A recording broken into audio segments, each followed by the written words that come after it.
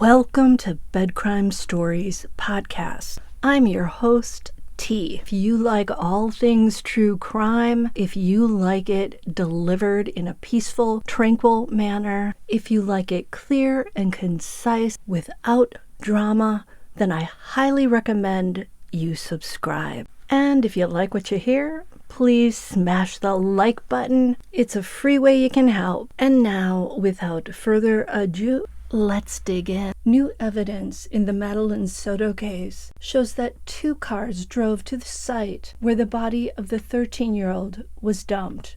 Both vehicles came from the apartment complex where Maddie lived with her mother, Jenn Soto, and her mother's on-again, off-again boyfriend, Stephan Sterns. The accused perpetrator allegedly brought Madeline there on Monday, February 26, 2024, the day she went missing.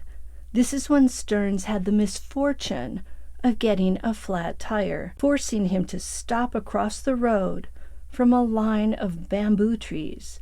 He managed to whisk Madeline's body across the road without being seen. Now, Sterns had left Jenn Soto's condo at 12:47 p.m. that afternoon. He then drove 17 miles away to Hickory Tree Road, where the flat tire struck. This is when he and the silver Lincoln he was driving were spotted by a passing motorist. He was seen replacing his flat tire with what they call a donut tire. Maddie's body was apparently discarded across the road quickly.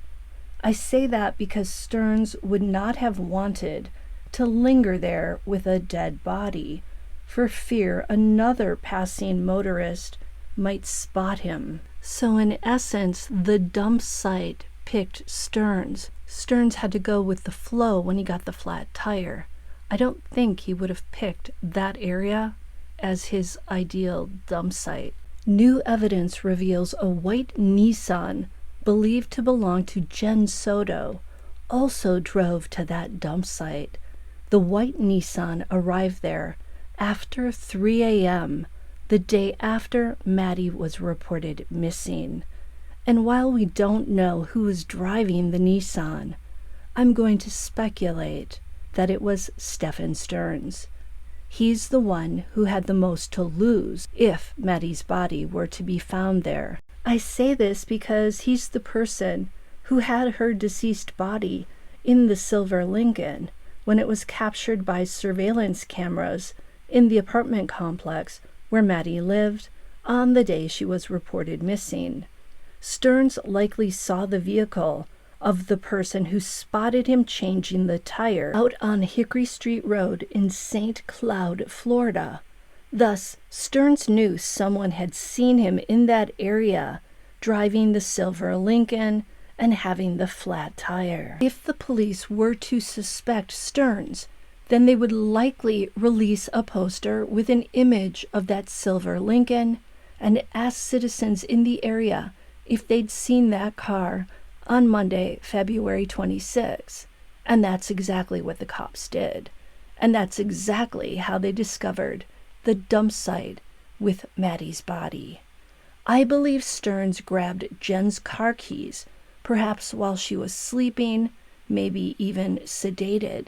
He did this so that he could drive undetected to the dump site.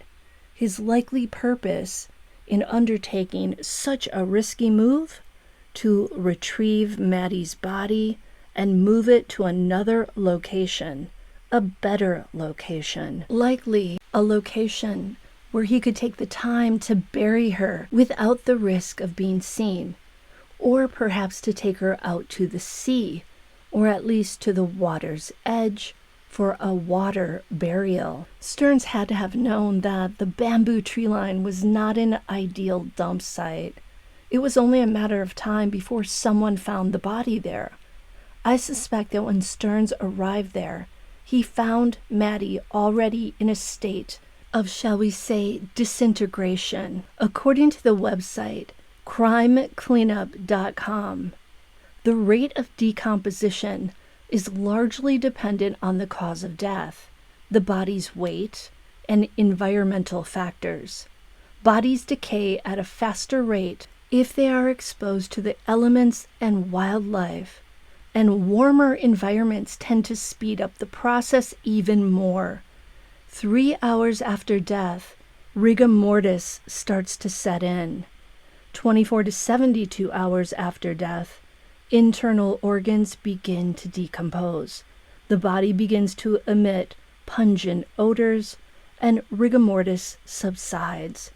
3 to 5 days after death, bodily fluids leak, and the skin turns a greenish color. In Florida, even in the winter, it gets quite warm during the day. On Monday, February 26, the high in St. Cloud, Florida, was 76 degrees. At that point, Sterns may be feared the body would leave telltale evidence in the Nissan if he tried to move it. Maybe this is why he opted to leave Maddie there. Then, in a half-arsed effort, he found some bamboo leaves and dry hay to scatter over the body for some degree of concealment. And that's exactly how the body was found, with some bamboo leaves and some dry hay over it. This, I believe, was the reason Sterns took the risk to drive there a second time. Driving Jenn Soto's Nissan perhaps made him feel less likely to be captured doing this. That same white Nissan made another trip 2 days after Maddie vanished, this time to the city of Northport, which is where Sterns' parents live. That trip took place at 4 a.m. I believe Sterns made this move in a desperate attempt to get rid of evidence or to try and hide evidence. We know Stephan's mother was upset at finding a plastic, life-size female torso in her son's bedroom. So far, Sterns is claiming he's innocent, so he's probably not going to admit being the driver of the white Nissan, nor will he likely spill the beans on what he was thinking and doing if indeed he was behind the wheel of that white Nissan for these 2 trips. I'd love to know your thoughts on this. Now, do me a solid and smash the like button, and I'll see you next time on Bed Crime Stories. Thank you so much for your support.